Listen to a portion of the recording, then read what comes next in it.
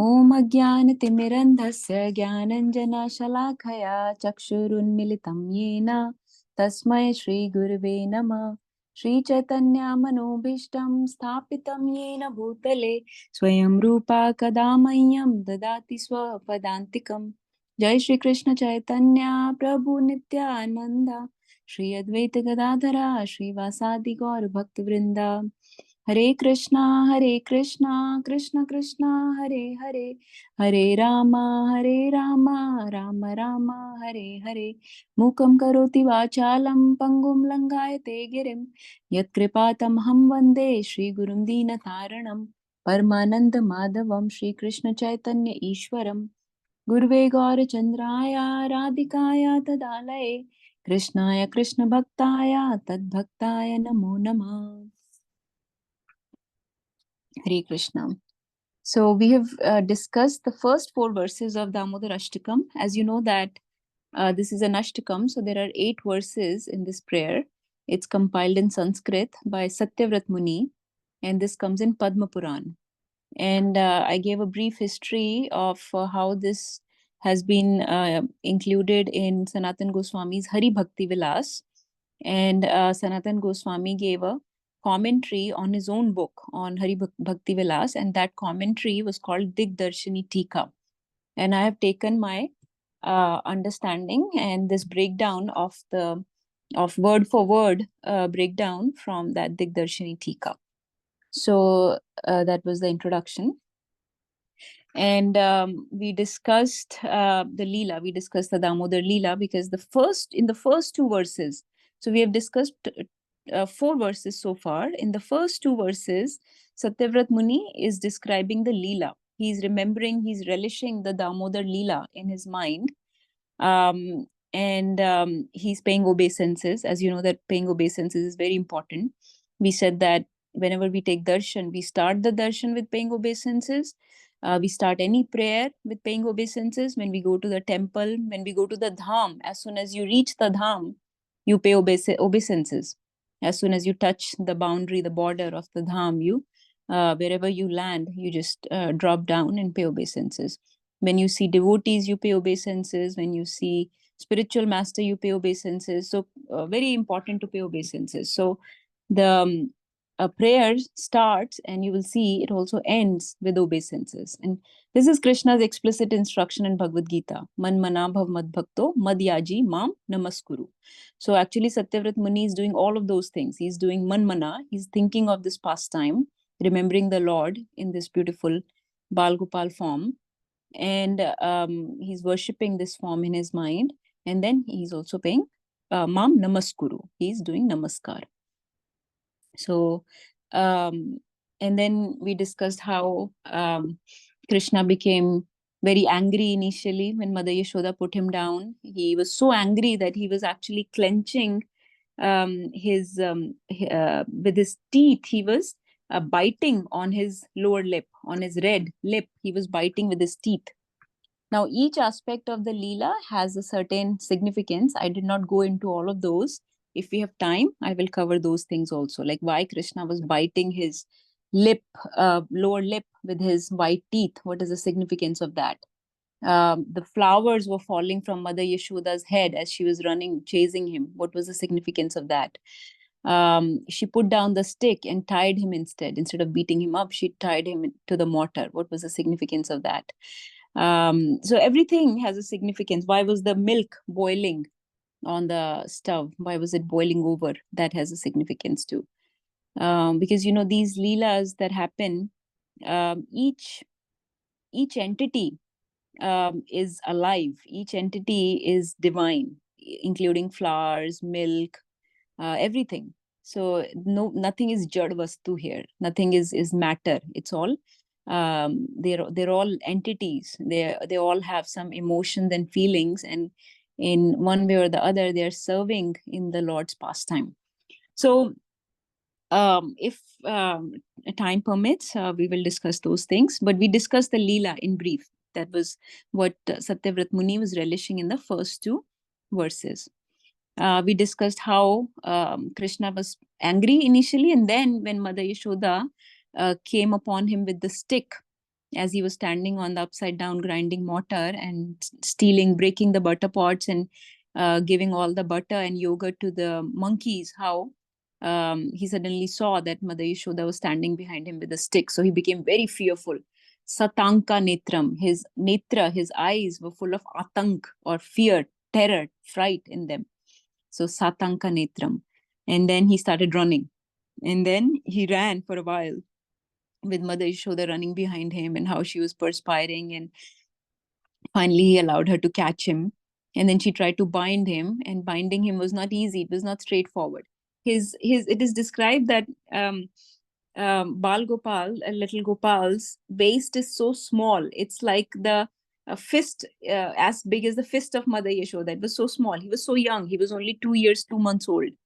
And yet, whatever amount of rope she used was falling short every time, 2 finger widths. And there is significance of that 2 finger widths also. So you understand, I think, that 2 finger widths, it was always 2 finger widths short. And it is described that those 2 finger widths represent one, devotee's effort, and two, Krishna's mercy. So both of those have to come together. Just your effort does not help. It has to be combined with Lord's mercy. And when Lord is merciful, that's when something fructifies, something happens, an action becomes fruitful. So both have to come together. So you have to put in some effort. And when you put in an effort, then Krishna will give his mercy. That attracts Krishna's mercy, and then he allows you to bind him. So that is the significance of 2 finger widths. We also discussed that there are many contradictions in this pastime, and that makes this pastime sweet. So we are not discussing Lord's greatness here. In this pastime, we are actually discussing Lord's sweetness. So that is the beauty of Krishna's Bal Gopal pastimes, that they are always very sweet. So they do not invoke greatness. They do not give you the feeling of awe or reverence. They do not invoke Aishwarya Bhav within a devotee. They invoke a feeling of love and affection within a devotee. They do not invoke Vaikuntha Bhav, rather they invoke Vrindavan Bhav. So the Vraj Bhav is that of prem. And so they invoke the feeling of prem. They invoke very loving sentiments for the Lord within your heart. And so that's the beauty of Bal Gopal pastime. That's why Parikshit Maharaj told Shukdev Goswami that Bal Gopal pastimes are very, very beautiful to hear. So please don't stop, because there is so much benefit for the devotee in hearing these little Krishna's pastimes. It not only it is purifying, it delivers one from sinful reactions, but also it reawakens that forgotten love for Krishna. It invokes the taste for hearing Harikatha. It increases one's relish in hearing Harikatha. One develops attachment for devotees. One develops friendships with other Vaishnavas when hearing these little Krishna's pastimes. So please don't stop. So we discussed the importance of hearing Bal Gopal pastime. We discussed Krishna's greatness versus sweetness.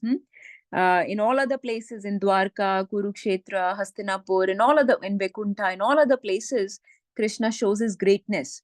Even in Vrindavan, sometimes he tries to show his greatness, like in Kaliyadaman Leela or Govardhan Leela, many such places, or killing of Aghasur. Some places he shows his greatness, his opulence, his vibhutis. But in very small age, when he's Bal age or Kaumara age, he's showing actually his sweetness, his dependence on the devotees. So sweetness means that he's showing how I'm dependent on the devotees. So basically he shows many contradictions, which makes this pastime sweet. Does anyone remember some of those contradictions that we discussed yesterday? What are the contradictions that make this pastime very sweet? I'll give you an example. So one example is that Krishna is considered to be very peaceful. Queen Kunti describes him as Shant. She says, Atma Ramaya Shantaya, that he is the most peaceful, most calm, sober person, peaceful, Shantaya. Yet in this episode, in this pastime, we see that he gets very angry, so angry that he's biting his lower lip. and he's breaking the pot because he's getting so angry. He's breaking all the pots and destroying all this yogurt and butter that Mother Yashoda has painstakingly churned. So he's getting very angry. So this is a contradiction, that he's preaching not to be angry, yet he's becoming very angry. He's supposed to be the most peaceful person, yet becoming angry. So any other contradictions anybody remembers? There were at least 7, 8 or... Yes. We had discussed, well, I can think of a few, like that he's able to be caught by Mother Yashoda when, one, he is younger, he's than Mother Yashoda. But I was thinking actually of Ishopnishad's shloka, Yes. that he's the fastest and he's the one who's the contradicting shloka, which So he says that says he's also faster than the fastest. yes. Nobody can beat him. He's faster than all the fast people. He's faster than the fastest. He can walk but not walk. He's far and near. He's inside and outside. So that was the contradictory. There were 2 shlokas in Sri Ishopnishad that mention the contradictory qualities of Krishna. So, but you rightly said, he's supposed to be faster than fastest, yet here Mother Yashoda catches him. Okay. Yeah, nicely said, Nagarjuna. What else? Mataji, then he is actually blissful, but he's crying. He's the bliss personified. He's made of bliss. His body is made of Ananda. He's Satchidananda Roop, Satchidananda Vigraha, Satchidananda Murti. Yet, despite being, he's Keval Ananda Kunda, right?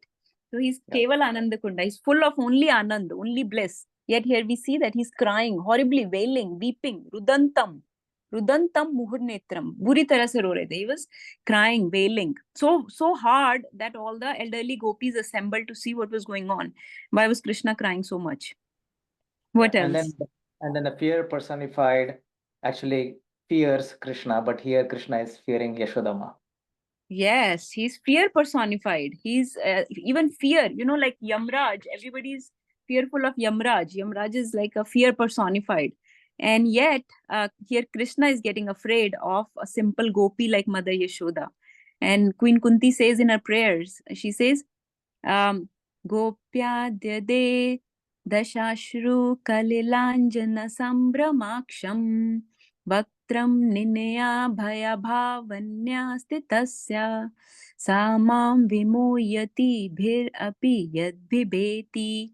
Samam Vimoyati. I'm so confused that Bhir Api Yad Bhibeti, jisse fear bhi dalta hai. How can he be afraid of gopi, of a simple gopi like Yashoda? And he's crying. Dashashru, he's crying so much that his Kalilanjana, his Anjan, his eye ointment is spreading on his face. He's rubbing his eyes so hard. Rudantam Muhur Netram. Remember? He's rubbing both his eyes with both his Karam Bhoja, with his lotus hands, and smearing all the kajal, all the mascara on his face. So I'm so surprised that that he's scared of a simple gopi. Wonderful. Yes, Prabhuji, what else? Then another thing is like he's always satisfied, but now he's actually so hungry that he wants more milk. Yeah, he's Atmaram. He's Atmaram. He's most satisfied person in the world. He does not need anybody else to satisfy him. He's self-satisfied. But he's so hungry here that first he gets upset when Mother Yashoda goes away and does not give her milk. So he was so hungry for her milk. Then he wants more butter. So he's running after butter and yogurt and stealing it from other people. So Atmaram person is stealing and getting dissatisfied everywhere. What else? So many contradictions in this. Yeah, it's very hard to catch Krishna because he's not accessible to anybody. But here, Yashodama finally catches him. Yes, Prabhuji. So wonderful. And let's see, anybody else remembers any other? There's anything, like all these things. He's absolute truth. He's Param Satya, but he's lying. Every time he lies to the gopis. Here also he lies. In Damodar Leela, when Mother Yashoda catches him on the grinding mortar, he was very fearful, but he was lying. He said, no, I did not break that pot. When you put me down and you ran, that time, I don't know what he said. He said, with your foot, you hit that rod and that hit the butter pot, and that's why it broke.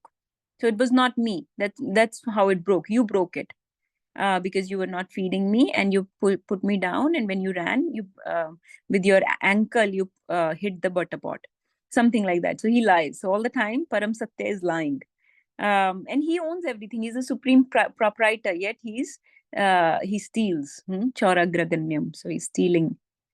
Yeah, so many things. What else? Anybody else remembers anything else? Then we'll move on and discuss this verse.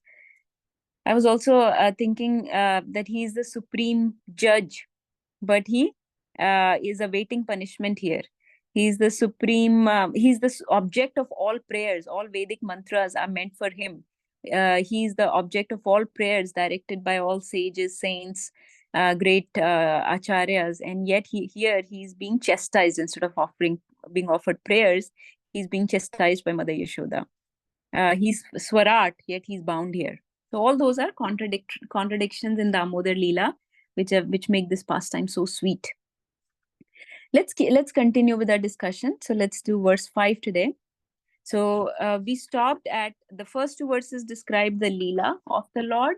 The third verse, after remembering the Leela, Satyavat Muni said that I want to remember this. He said that your pastimes are so sweet that you are drowning the entire Gokul in a lake of bliss with these pastimes. And then in verse 4, he says, so I want to remember this Bal Gopal form of you in my mind all the time. This form. He says, Varam Deva Moksham, na Moksham Vadimva. He says, give me this boon that I always remember this form in my mind. I do not want moksha. I do not want any other desires. What is the use of any other desire if I can just remember this Bal Gopal form in my mind? I do not need anything else. So he's asking to remember this form in his mind. Okay, this is where we stopped. Now let's say what he says in verse 5. He says, Idam te mukhambojam atyanta nilair Vritam kuntalai snigdha raktaischa gopya. So he says, Idam te, this, mukhambojam, your lot. So te means your, mukhambojam means, amboja means Lotus face. Lotus, and mukha means face. So lotus face, this your lotus face. Atyant nilay is very dark blue, deep blue. Vritam kuntalay, vritam means encircled. This blue face is encircled by kuntalay. Kuntalay means hair locks. By curly hair. Curly hair are encircling his blue face. Snigdha raktay, and they have a crimson hue. The curly black hair of Krishna have a crimson hue. Crimson hued hair locks around his face. So atyanta nile vritam kuntalay snigdha raktais. Okay, cha gopya. Now cha gopya is part of the next line. Gopya means, here it is referring to Mother Yashoda. So let's read the next one. What does he say? Mohushchumbitam bimbaratadaram me manasya virashtam malam lakshalabhe. Mohushchumbitam. So remember cha gopya. So gopya, by gopi. Which gopi? Mother Yashoda. So this lotus face of yours, encircled by the hair locks, which are crimson hued, this lotus face is being kissed by Mushchumbitam, kissed again and again. Remember, Muhu word comes again and again. Muhu word keeps coming again and again. So Muhu means again. Muhush, Chumbitam means, Chumban means kiss. So this face is being kissed by the gopi. And this face also has what? Bimba, Rakta Dharam, Adharam, Rakta Adharam. Adharam means Madhuram, Adharam. Lips. Lips, Adhar. Adhar means lips. Rakta means red lips. Okay. And why are they red? What kind of red are they? Bimba. Bimba fruit. They are red like bimba fruit. Reddish like bimba fruit. So this face, which is encircled by the hair locks that are crimson hued and that have red lips like bimba fruit. This face is being kissed again and again by Mother Yashoda. Manasya avirashtam. So this is very similar to the last line of the last verse. Sada me manasya avirashtam kimanye. That was the last line of the last verse, right? Fourth verse ka last line thi. Sada me manasya avirashtam kimanye. कि मेरे mind में अविरष्टम means appear हो, जैसे आविर्भाव होता है ना, अविरष्टम अपीयर हो, this image. Here also he is saying मनस्य अविरष्टम, that in my mind this face appear. Alam laksha labhe. Alam means no use. Laksha kya hota hai? Lakh. Lakh means 100,000. Labh means benefits or boons. There is no use of lakhs of other boons if I can remember this darshan of the Krishna's face. Okay. So last time he was trying to remember Bal Gopal form. Now he had said Varam Deva Moksham na Moksham Vadimva. Varam Deva Moksham na Moksham Vadimva. Then what does he say? Na chanyam varishadapiha sada me manasyam avirashtam kimanne. He says, I want to remember this idam te vapurnath Gopal Balam. I want to remember this Gopal Bal form. Last time he wanted to remember this Gopal Bal form. Now he's specifying in this Gopal Bal form, I want to remember the face of the Lord. What does that face look like? It's a lotus face, which is encircled by the curly hair locks, okay? And they are crimson hued, and the red lips on the face, which are bimba, like bimba fruit. And this face is kissed again and again by Mother Yashoda. I want this vision to appear in my mind. Manasya avirashtam. Anything else is of no use. Hundreds and thousands of labh or gains, benefits, boons are of no use. Alam, no use. Alam laksha labhe. What is the point? Last time also he said kimanne. What is the use? Why should I want anything else? Now he's saying alam laksha labhe. So both these verses, verse 4 and 5, he is trying to get a manasik darshan, meditative darshan of the Lord's Bal Gopal form, and then the lotus face of the, specifically the lotus face of the Bal Gopal in his mind. Okay, so right now he is remembering the in the mind, meditative darshan. Okay, let's keep going. Let's do the next one, then we will. And so this is the translation of this verse. O Lord, your lotus face, which is encircled by the locks of soft black hair, tinged with red, is kissed again and again by Mother Yashoda, and your lips are reddish like the bimba fruit. May this beautiful vision of your lotus face be ever manifest in my heart. Thousands and thousands of other benedictions are of no use to me. So verse 4 and 5 are very similar. The only difference in verse 4, he was saying that I want Bal Gopal form darshan. Now he's specifying I want lotus face darshan, and he's describing the lotus face. In verse 4, he was also describing this very important fact that Krishna is the Varam Dev. He's the he's the topmost benefactor. He's our topmost, not benefactor. He's the topmost granter of boons. Like we say, he's Mukunda. He can give liberation. He can give the topmost thing. He's Vareshad. He says two things. He says Varam Dev. Then he also says Vareshad Apiha. That you are Vareshad. You are the topmost granter of all boons. So that's why he specifies, look, I do not want moksha. Then because Lord can say, okay, you may not want impersonal mukti, but you may want the salokya mukti, where you can come back to Godhead. You can come back to Vaikuntha or to my loka. He says, no, moksha vadimva. I do not want highest type of mukti either. And no chanyam. I don't want anything else either that other people want. I don't want any other desires also. You are Vareshad. You are topmost granter of boons. So I want the best thing. I want your darshan in my mind, because it is very difficult for us to focus on the Lord, and he's wanting that darshan in his head. So he's clarifying that I don't want mukti. Okay. This theme comes over and over again in Damodarashtakam, that I don't want mukti. Let's I'll come back to these verses. This is from Bhagavatam chapter 11. We'll keep going for now. Okay, let's do verse 6. Then he says, verse 6. Namo Deva Damodar Ananta Vishnu Prasida Prabhau Dukkha Jalabdi Magnam. So here he says, Namo Deva. Now he again paying obeisances to whom? Deva, O divine one. Deva means divine one. Damodar, O Damodar. Anant Vishnu. Anant means unlimited one. Vishnu. Vishnu means somebody that is. Vishnu ka meaning kya hota hai, by the way? But what does Vishnu means? Like Krishna we say all attractive. Ram we say reservoir of all bliss. What does Vishnu mean?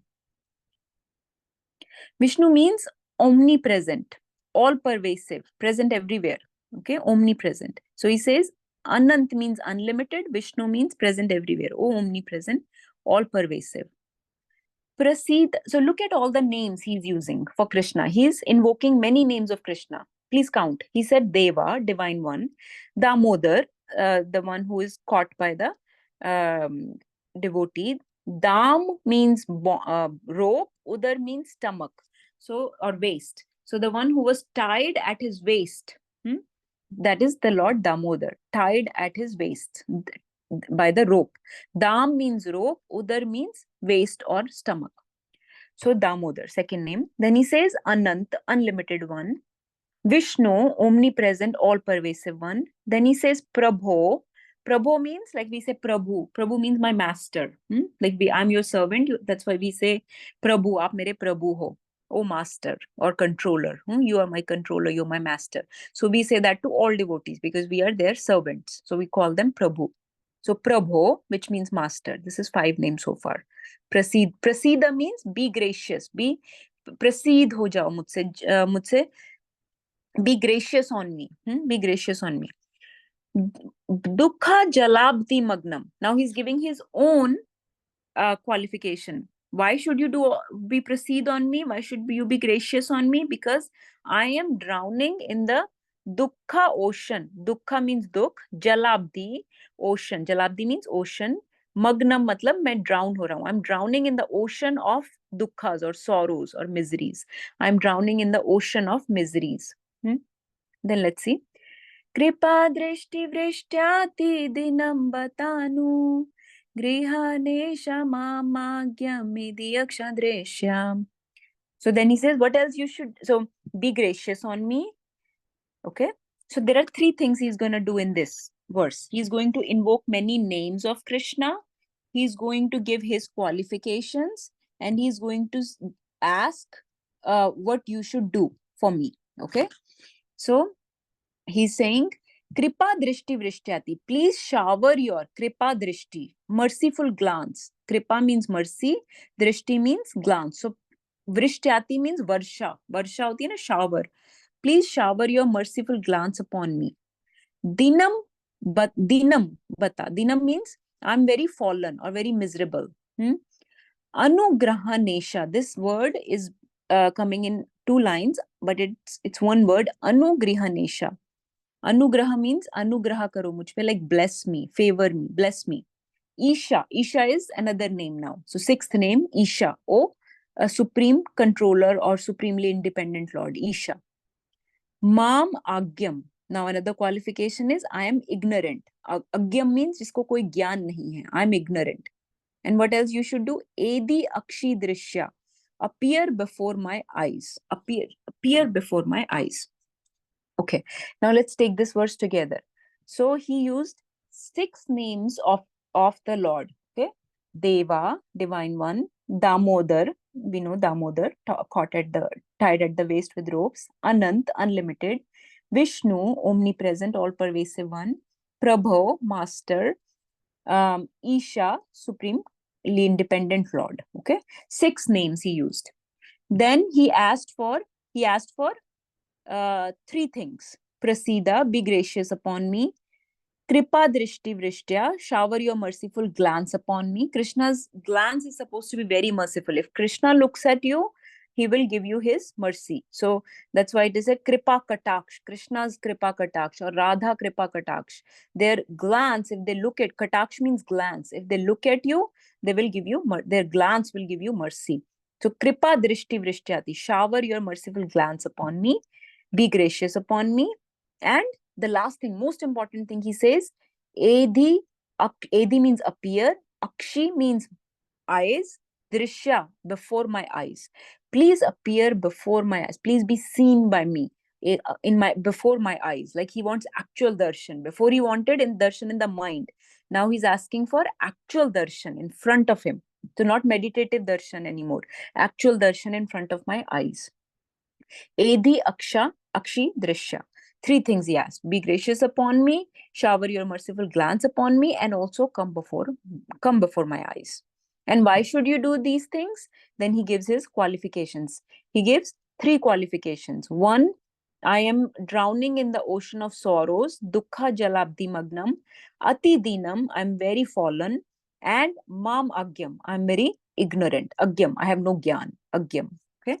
So he says, because I am like all these things, I'm drowning in the sorrows, I am very agyani, very ignorant, and I am very miserable, ati dinam, fallen. Then that's why you should appear in front of me, you should give me your merciful glance, and you should be gracious upon me. And for these three things, he is invoking many names of the Lord. So that's why the best prayer is to just invoke the names of the Lord. He's calling many names. So the point here is that he is asking to see him directly now, face to face, face to face. And he's very, very humbly requesting the Lord. Okay, so it's not like Hiranyakashipu, show me where your Lord is. Is he in this pillar? I want to see. It's not like that. So he's not demanding to see the Lord. He's requesting by pleasing him and by putting himself in a very humble position, that how I'm so fallen and miserable, and how you are so amazing. You are the Prabhu, you are the Isha, you are the Damodar, you are the Deva, you are the Anant Vishnu. So you are so gracious, you are Patit Pavan, right? That's why you should do this mercy upon me and show me yourself. Just like in, again, Ishopnishad, we read in two prayers where the devotee was asking to see the Lord face to face. Just like in Bhagavad Gita, Arjun offered so many prayers, very, very pleasing prayers he offered in order to see Krishna's forms. He said to please let me see you. And we have often mentioned this point before, that it is more important that Krishna sees you. So he also says, Apna kripa drishti vrishtyati, aap bhi mujhe dekho, apna glance, look at me, please look at me. So that's why in Mahaprabhu's pastime, we see that when he used to go to Jagannath Puri temple, and he used to go to temple every day, he would stand at the back of the temple next to the Garud Stambh. He would stand next to the Garud Stambh, because Garuda is the devotee of the Lord, servant of the Lord. So he would hope that Lord is always looking at Garuda. Maybe if I stand next to Garuda, he would also look at me. So he would stand at the back of the room. People would try to get to the front so they can get darshan of the Lord. But he would stand at the back of the room next to the Garud Stambh. Garud Stambh is way back in the hall, like way back. You can barely see Jagannathji from there. But he was thinking that maybe Jagannathji will see Garuda and see me standing next to Garuda, and his glance will fall upon me. So it's more important that we are seen by the Lord rather than us seeing the Lord. But still, devotees do try. So he's also requesting, Satyavrat Muni is requesting, Edi Akshi Drishya, please come before my eyes. So before he was asking for meditative darshan, now he's asking for direct darshan. So this is the translation. O Supreme Godhead, I offer my obeisances unto you, O Damodar, O Ananta, O Vishnu, O Master, O my Lord, be pleased upon me. So you see all these names, right? 6 names he said. By showering your glance of mercy upon me, deliver this poor ignorant fool who is immersed in an ocean of worldly sorrows and become visible to my eyes. Okay. We have 2 more verses to go. Is everybody good with the, are we able to understand what's going on? Any questions so far?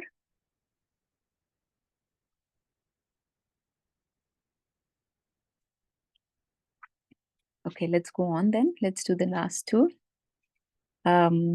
This is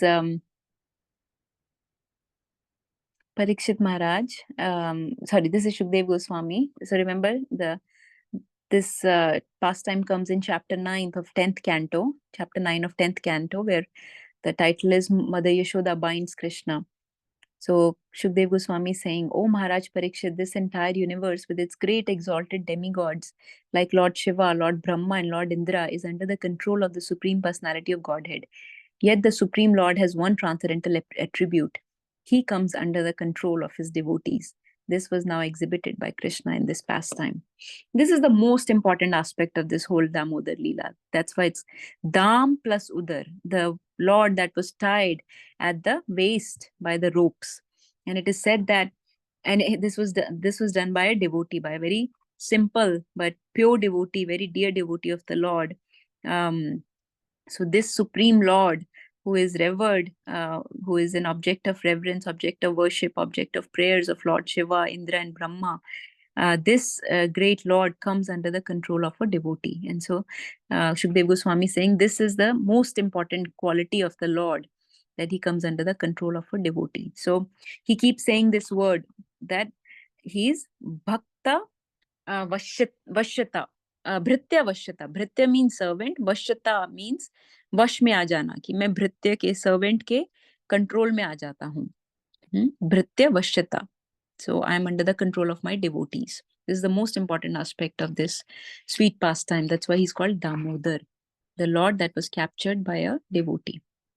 And it is said that by listening to this Damodar Leela, our bonds, our ropes of three modes are broken.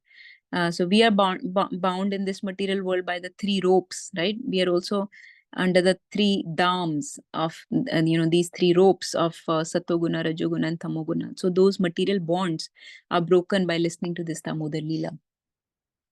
So by hearing how Supreme Lord was caught, our bondage will be freed. Okay, let's read verse 7. Kuveratmajau baddha murte vayadvat Tvaya mochitau bhakti bhajao kritau cha. Kuver Atmajau. Atmaj means sons. Kuver ke sons. Two sons of Kuvera. Whenever it says Au refers to two people. Like in the Shad Goswami Ashtakam. Yes, Nagarjuna Prabhu, you want to share? No, I was just saying that Shad Goswami Ashtakam has that also. Multiple times saying that about the different Goswamis. Raghau, Prabhu Jugau, right? So like that, it keeps saying Au. Au means two people. So the two sons of Kuvera, okay, Nal Kuvera and Manigriva, they were the two sons of Kuvera. So now the pastime is moving forward. This comes in chapter 10 of 10th canto, that how Krishna delivered the two sons of Kuvera. So the two sons of Kuvera, Kuvera Atmajau, Baddha Murteva Yadvat. So Baddha means when you were bound, your body. Murti means Vigraha or form or body of the Lord was bound to the mortar. So when in this way, when you were bound, you delivered Tvaya Mochita. By you, the two sons of Kuvera were delivered. Okay. So thus bound in this way, being bound, you delivered the two sons of Kuvera. Okay, delivered or liberated the two sons of Kuvera. Bhakti bhajau kritau cha. Bhakti bhajau kritau means you gave them, you made them the recipients of bhakti. They received bhakti from you. Okay, so you liberated them and gave them cha. Cha means and, gave them bhakti. Bhakti bhajau kritau cha. Tvaya, by you. Mochitau, they were liberated. Bhakti bhajau, and they were given the bhakti by you. By this form of you, bound form, you gave the two sons of Kuvera liberation and bhakti. Okay, devotional service, loving devotion to you. Tatha prema bhaktim swakame prayacha namokshe graho mesti damodareha. Tatha prem bhakti. So he's giving a reference. He's saying, so okay, I may be fallen. He gave all, remember, he gave his qualification that I'm fallen, I'm ignorant, I'm a fool, I'm suffering in the, drowning in the ocean of miseries, all those problems I have. But I'm giving you now a reference that you have delivered people like me before. I give you an example. Just when people go to court, they give a vignette, they give an example that in 1960 there is an example that some criminal like this was freed. So why can't this person be freed? This person can also be freed by the same rule. So in that form of yours, you freed these two sons of Kubera. He's giving a reference, a citation. Look, you freed them also and you gave them prema bhakti. Tatha prema bhakti, वैसे ही, likewise, tatha means likewise, similarly. Prema bhakti. Prema bhakti means loving devotion. Swakam, me prayacha. Give me. Prayacha means give me, grant me. Swakam, your. ऐसे नहीं किसी और की प्रेम भक्ति, not the bhakti to my country or bhakti to my wife or husband, bhakti to my kids, bhakti to other demigods, bhakti to the great personalities of this world. No, bhakti to you, swakam, give me your bhakti. Likewise, just like you gave it to those two sons of Kuvera, likewise you give me bhakti also. Na mokshe. He's again specifying, I want bhakti, not moksha. Na mokshe. No, moksha nahi chahiye. Graho mesti. I will not accept. Na mokshe, graho means grahan nahi karunga main. Accept nahi karunga main. O Damodar. Damodar eha means O Damodar. Iha. Iha means ye chahiye. Prema bhakti chahiye. Iha. This is what I want. Na mokshe graho mesti. Moksh main grahan nahi karunga. I will not accept the liberation. So he's clarifying, because most people want moksha. So do not confuse me with those people. Kuber के sons को जैसे loving devotion दिया, I want that loving devotion swakam to you. Tatha prema bhaktim. Very clearly he's saying. So see how and why this prayer is so important to us. It encompasses the whole principle of Krishna consciousness that we have been given by Mahaprabhu. Mahaprabhu also said in Shikshashtakam, right? Na dhanam na janam na sundarim kavitam va jagadisha kamaye mam janmani ishware bhavatad bhakte rahe tu ki tvai. That I want your bhavatad bhakti. I want your bhavatad, your bhakti. वो भी कैसी? अहेतुकी, uninterrupted, unmotivated. Tvai. So that's what I want. He's also clarifying. Your आपकी चाहिए, किसी और की नहीं. प्रेम भक्ति चाहिए, मोक्ष नहीं चाहिए, दूसरी चीजें नहीं चाहिए. So like very clear.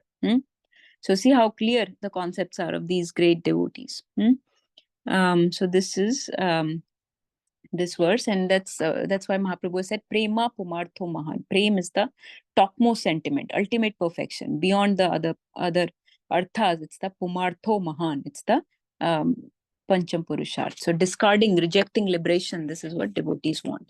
Ananya Bhakti, Keval Bhakti, Prema Bhakti, Krishna Prem, right? Krishna Prem is what they want, pure devotional service. So, and beauty is that he's giving the reference of those two sons of Kuvera. So this is the translation. O Lord Damodar, just as the two sons of Kuvera, Manigriva and Nal Kuvera, were delivered from the curse of Narad and made into great devotees by you in your form as a baby tied with the rope to the wooden grinding mortar. In the same way, please give to me your own prema bhakti. I only long for this and have no desire for any kind of liberation. Let's do the last one, and then we will take questions. Namaste Studamne Sfuradiptidamne Twadiyodharaya Tha Vishwasya Damne.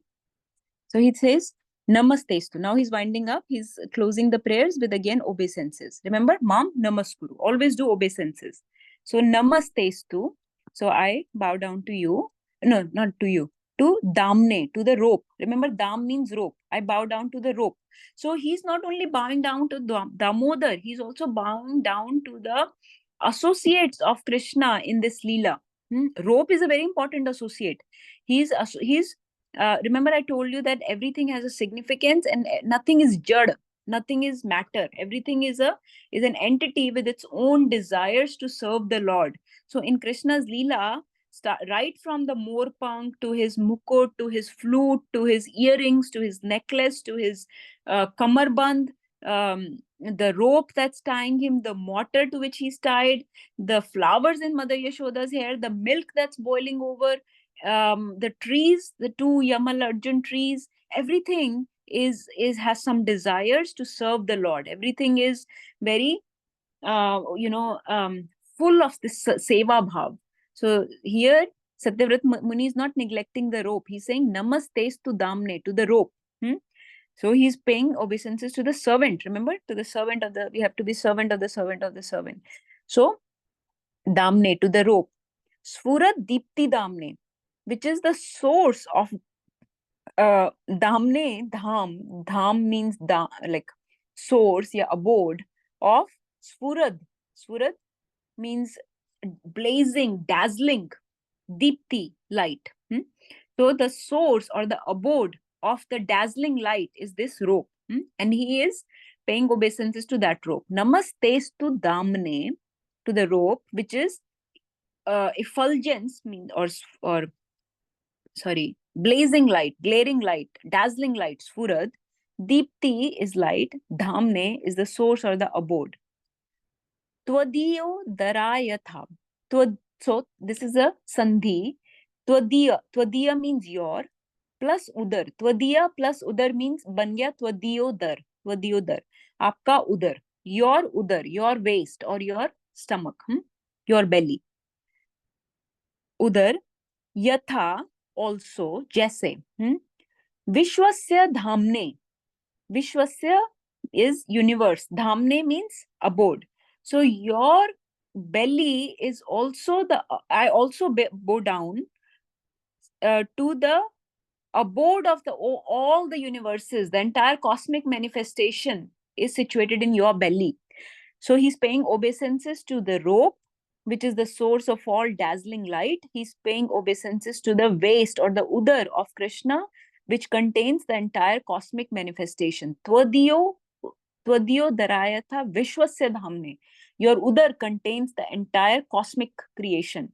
To that udar also I pay obeisances. Then he says, Namo radhikaya tvadiyaya priyaye. Namo Nantalilaya Devaya Tubhyam. Namo Radhikaya. Then he pays obeisances to Radharani, because Krishna will not be pleased unless we are paying obeisances to Srimati Radharani. Tvadiya Priyaye, your beloved. And remember that again, in this month, the Adhishatri Devi, the worshipable presiding deity of this month, is Radharani. Also, this Leela, Damodar Leela, happens in spiritual world in a little bit of different way with Srimati Radharani. So she has also tied Krishna many times, especially in spiritual world. He has been tied. There are multiple instances, multiple pastimes where Krishna is tied by Radharani or by Radharani's associates, Lalita and Vishakha Sakhi, by their dupattas, their scarves, like that. So Damodar name is also given for those pastimes also.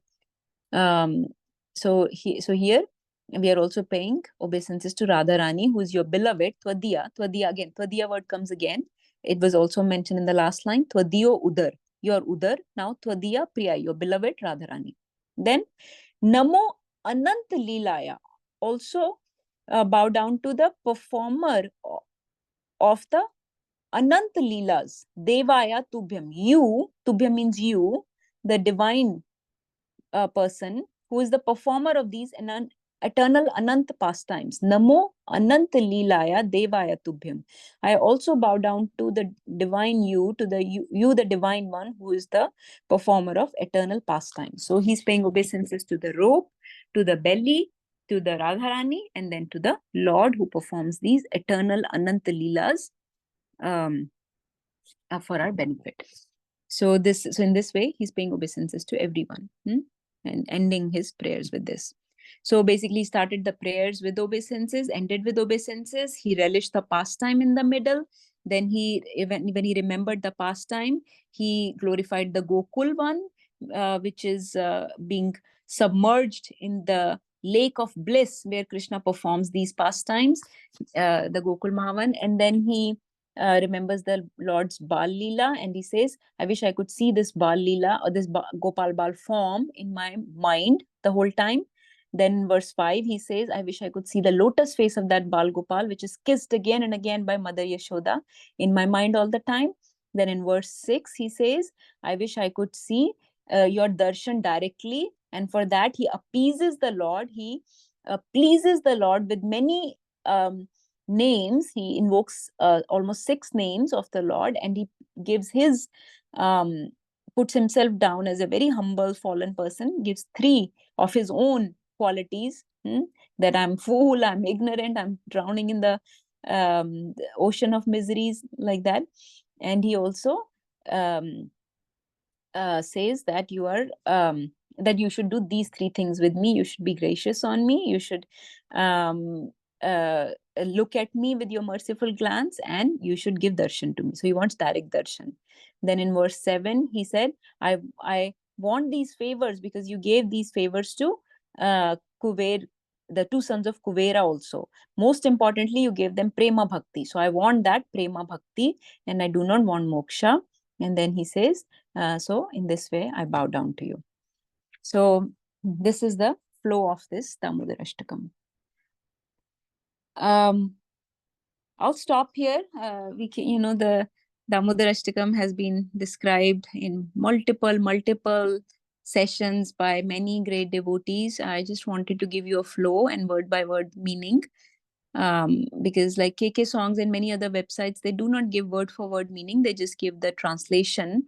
But I wanted to break down the Sanskrit for you and describe this as Satyavrat Muni has intended. And we are hearing this from Sanatan Goswami's lotus mouth.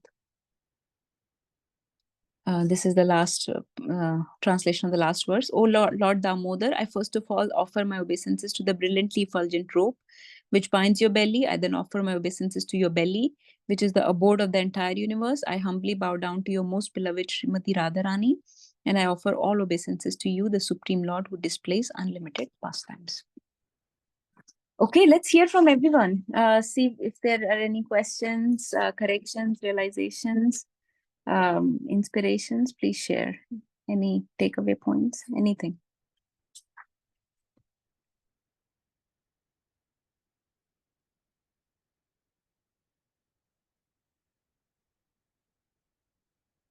Who wants to share? Ramesh Prabhu, Nagachan Prabhu, Ravi Prabhu. Yes, Namita Mataji. Like how I like that how in the last verse he is paid how the obeisances are paid even to the rope. Just like you said, those are all the different little things in all the verses we're paying obeisances to, but that one I think really touches my heart, that how even the rope was like we're even paying the obeisances to the rope. So just want to share that. Yes, Mataji. So it shows us the importance of paying obeisances to the devotees that are assisting in Lord's services. We must bow down. Okay, who else? Anybody else? Thank you, Mataji.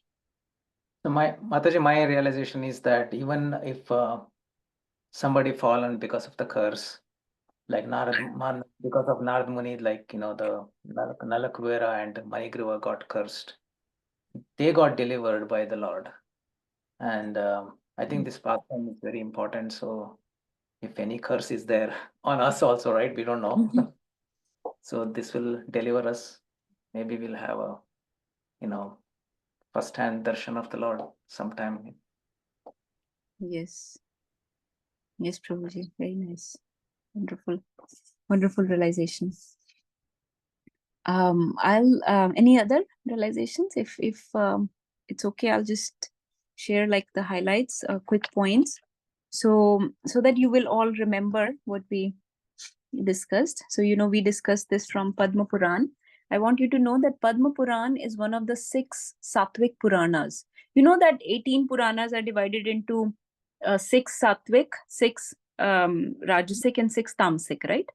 So Padma Puran is one of the 6 Sattvic Puranas, and this is where the Sanatana Goswami took this Damodarashtakam, or where this is mentioned, and compiled by Ved Vyas. Puranas are compiled by Ved Vyas, but the Damodarashtakam prayer was offered by Satyavrat Muni. And we read it from Sanatana Goswami's Hari Bhakti Vilas, and his commentary on Hari Bhakti Vilas called Digdarshini Tika. In this whole prayer, the couple words that stand out to me, one was Vareshad. Vareshad means that he's the topmost granter of all boons. So even if, at this stage in our life, we may have many desires.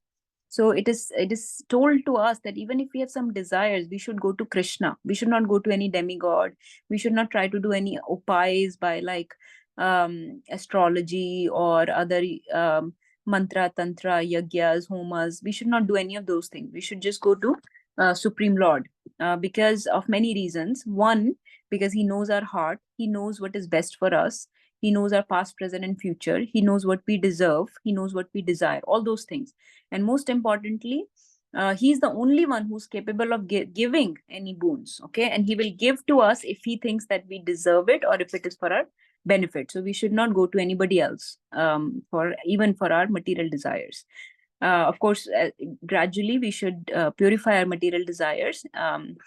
But even in the beginning, when we do have some desires, we should go to Supreme Lord for those.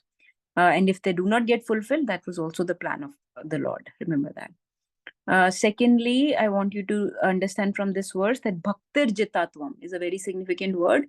Bhaktir Jitatvam. So every time you sing this song, think of Bhaktir Jitatvam. He's conquered by bhakti. And Krishna says that multiple times in Bhagavad Gita also, that he says that only my devotee can understand me, only my devotee can know me. He says, Bhaktya mama abhijanati yavan yashchashmi tatvata tato mam tatvato gyatva vishte tadanantaram. So only my devotee can overcome this material bondage and reach me, understand me as I am, because I reveal myself to my devotee. So because Krishna reveals himself, Krishna allows to be caught, allows to be bound. So Krishna is a supremely independent Lord. He allows himself to be bound, to be caught when he sees your effort. So you put your effort in and then you attract his mercy. So your 99% of effort plus his 1% of mercy will make 100%. But without that 1% of mercy, it will not happen. So you cannot do anything with your effort, just by your effort, unless it attracts his mercy. So he's conquered by the devotees, and so he will definitely grant his mercy. So Bhaktir Jitatvam. Thirdly, remember that mukti is not the goal for devotees. Mukti is something that is actually considered a very low platform. If anything, Mahaprabhu has taught us that better than impersonal mukti is to stay in this material world and keep on serving the Lord. It is better to be engaged in the service of Lord and his devotees rather than to get impersonal mukti. That is, from that stage, actually, it's very difficult to return. To come back to bhakti. It's very hard after that, because it's a very dry, impersonal path. Makes you hard-hearted. It's not something we aspire for at all. So in this regard, I often mention this little story that once Mukti Devi came on the door of a devotee who was chanting the names of the Lord. And Mukti Devi and devotee had a conversation where devotee said, "Why have you come?" And she said that I have come to serve you. And the devotee says, no, stay away from me. Stay away from me. Do not touch me. Do not come near me, because just by coming near me, all my credits that I have attained by chanting the holy names of the Lord will be lost. So the verse goes like this. He says, Ka tvam muktirupagitasmi bhavatu kasmadiha. So he says, Ka tvam, kaun ho tum? She says, Mukti, I'm Mukti. Upagitasmi, I'm Mukti. Kasmad akasmadiha. So wo bolta hai devotee, why have you come here? Kasmad, by chance or has somebody called you? Kasmad or akasmad? Why have you come here? So then she says, Shri Krishna smarane na devo bhavato Dāsi padam prapita. Ki, I saw you were chanting the names of Shri Krishna. Shri Krishna smarane na devo bhavatu. You were chanting the names of Krishna. So I have come to become your servant. Dāsi padam prapita. I want to become your Dāsi. So he says, devotee says, Dure tishtha, stay away from me. Dure tishtha. Managanagasi katham kuryatanaryam mai. He says, Dure tishtha. So Mukti gets scared. Mukti says, you are a Vaishnav. You are an Aryan. Why are you behaving in such an un-Aryan way? She says, Kuryat anaryam mai. Anarya. Anarya matlab crude behavior क्यों कर रहे हो? Ungentlemanly behavior. You are a Vaishnav, top class Vaishnav. Anarya behavior क्यों कर रहे हो? Kuryad anarya mai. With me you are behaving like this. You are saying duretishta. So he says, Twadgandhan nij naam chandan rasa lepasya lopo bhavet. He says कि मैंने जो अपने body पे चंदन का रस लगाया है भगवान का नाम लेके, निज नाम चंदन रसा, नाम का जो लेप लगा है चंदन का मेरी बॉडी पे, त्वद गंधान, तुम्हारी अगर गंध भी मुझ पे पड़ गई, त्वद गंधान, बाय योर स्मेल ओनली, लेपस्य लोपो भवे, that I will lose that chandan ka lep on my body that I have put by chanting the names of the Lord. So stay away from me. So this is how devotees are so scared of mukti actually. So in this world, the things that we understand not only about material world but actually also about spiritual truths are very different compared to what the Lord actually wants us to do. And you see in this Damodarashtakam over and over again in almost 3 verses, he keeps saying na moksham na mokshavadhim va. He keeps saying that. So Rupa Goswami has compiled this beautiful verse of Katvam Muktirupagitasmi Bhavati, that beautiful story of Mukti Devi. And he's not exaggerating. You can see this is mentioned in Damodarashtakam also. So I want you to, every time you sing this verse, remember that he's the topmost granter of boons. He's Bhaktir Jitatvam. We do not want mukti. His Bal Gopal form is very sweet. We should discuss these pastimes with devotees to build strong friendships. And that's about it. There are many other things, but I think we'll stop here. If you're okay, I can quickly tell you about the Kartik Mahatmya, just like few lines. The Kartik Mahatmya is very long, but I'll just tell you a few things that happen when you offer a ghee lamp to the Lord. Before that, any other questions, realizations? Mataji, just want to share that Bhukti and Mukti both are called Pishachi. Those are like, as per the the devotees concerned. If it attacks, that's a big problem. And do you know who said that? Who compiled that verse where it is said that Mukti is Pishachi? I don't know, Mataji. I heard that from devotees. That was also compiled by Rupa Goswami. And do you know who? Nagarjuna Prabhu knows this whole pastime. Would you like to relate the pastime quickly? So I'll just give just the start of it and he can finish. So Rupa Goswami compiled this verse where he said that Mukti is Pishachi. And he wanted a great Vaishnav to review that book where he wrote this verse. And what happened then? Yeah, I'm not remembering the name of the Vaishnava. I was thinking about Vallabhacharya. Vallabhacharya, yes. So Sri Rupa Goswami compiled this big, wonderful literature, and Sri Vallabhacharya reviewed it on the request of Sri Rupa Goswami. And Sri Vallabhacharya mentioned that yes, everything is good, but we should not, give such a negative concoction to mukti. It's not right to use such kind of words for Mukti Devi. So it is a very strong criticism to say Pishach for Mukti. So he criticized Sri Rupa Goswami like this. And Sri Rupa Goswami, being humble and being in the right mood of a devotee, and he had asked for, Feedback. for feedback. And so he took the feedback. And so now one of the disciples, the main disciples of Sri Rupa and Sanatana Goswami, and actually their nephew, was Jiva Goswami. So Sri Jiva Goswami, when he heard about this, that Sri Vallabhacharya had said this, he was younger, and he was in the mood that, and they were also guru.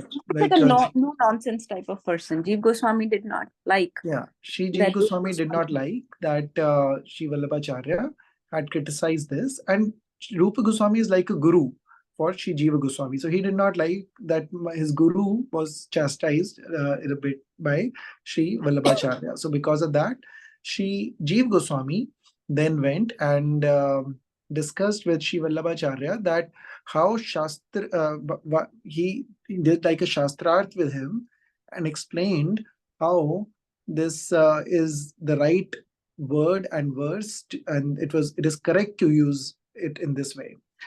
So, and Sri Vallabhacharya actually agreed. So he didn't say anything else. Like he discussed with him, and he was satisfied that what Jiva Goswami gave very nice examples and shastric references. After which Sri Vallabhacharya was convinced that yes, it is correct and should not be changed. And he told Sri Rupa Goswami that actually your disciple Jiva Goswami discussed with me, and I agree. Then he, corrected me that I should not. Yeah, that I should not. That you should keep it like this and not change it. Now Sri Vallabhacharya left, but Sri Rupa Goswami got very, very angry against Sri Jiva Goswami. He got so angry, and the reason for anger was, he said there is no room for such a hypocrite and such a like you went behind my back to get this thing corrected. That you went behind my back and talked to such a great personality and kind of challenged him. I had requested him for feedback. How dare you go and challenge him? And this is not the mood of a Vaishnava living in Vrindavan. So you should actually leave right now. He was very, very strict against him, against Sri Jiva Goswami, who was his disciple and actually was doing it in the mood of pleasing his guru in a way. But Sri Rupa Goswami got actually very angry against him that the abhushan or the humility is like basically we don't need to correct the Vaishnavas. Yeah, we don't need to correct senior Vaishnavas. He's very, very senior. He's senior to me also. So we don't have a place to go and correct. They correct us. We don't offer them correction. Yes. So like that, he was chastised, and then it's a long story. I will not go too much into it. But Sri Jiva Goswami actually repented a lot, and he lived a very, very, very humble life after that, and eventually, finally, I'll share there is a whole play. Prabhuji, you would like watching it. There's a whole play. Both you and Mataji can watch it. It's a very nice play. And basically, he was exiled from Vrindavan. He lived in a cave, Jiva Goswami, and finally was brought back later on. I'll share the play. Okay, Mataji. Yeah. But yeah, so this is spoken. This verse is composed by Rupa Goswami also, and the one that I quoted also was Rupa Goswami's. Pishachi word is used for mukti. So yes, let's read Kartik Mahatmya very, very quickly. Thank you, Nagarjan Prabhu, for sharing that story. So it says, the Kartik Mahatmya is again mentioned in many, many Puranas, especially Padma Puran and Skanda Puran. I'll just read a few lines. So it says, a human being who wastes the month of Kartik is like the fool who acquired a Chintamani gem and then throws it in morass. O Brahmanas, one will be rejected by Sri Krishna if he spends Kartik without regulations, because this month is very dear to him. This is a conversation between Brahmaji and Narad Muni from Skanda Puran. Okay. The merits accrued by bathing in all holy places and by performing all sorts of charity cannot match the results attainable in this month, even if multiplied by the millions. तो सारे धाम में, सारी reverse में नहाने से जो फल मिलता है, ऑल सॉर्ट्स ऑफ चैरिटी से जो फल मिलता है, उसको अगर मिलियन से मल्टीप्लाई कर दो, उतना बेनिफिट मिलता है कार्तिक मंथ का व्रत रखने से. Okay. Then he says, there are many things mentioned here.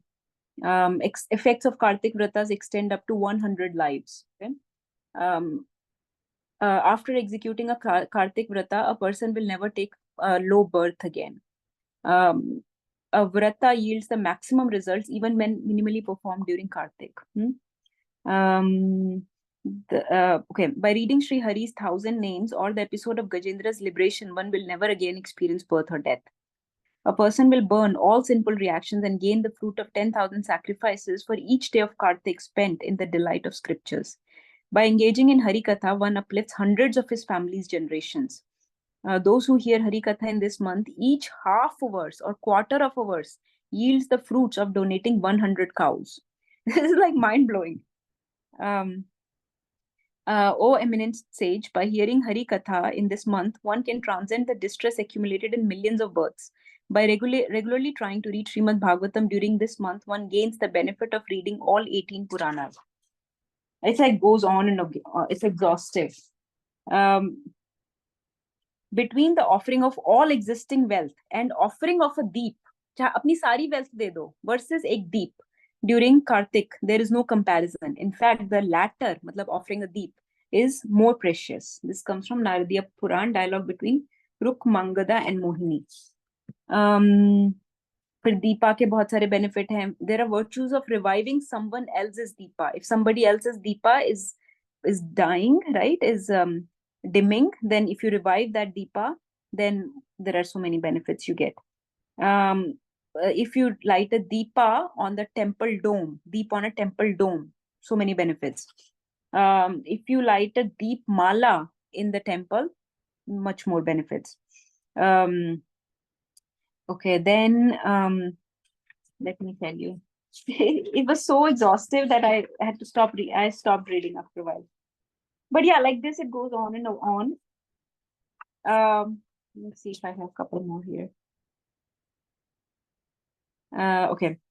My dear son, visiting holy places, performing and giving dakshina, residing in Kurukshetra, Pumkara or Himalayas, or offering charity in the weight of Mount Meru is all very nice. But only Kartik is dear to Keshav in all respects. In fact, in this month, satisfaction of Hari yields imperishable results. For this is the best month, the holiest amongst the holy, and the purest amongst the most purifiers.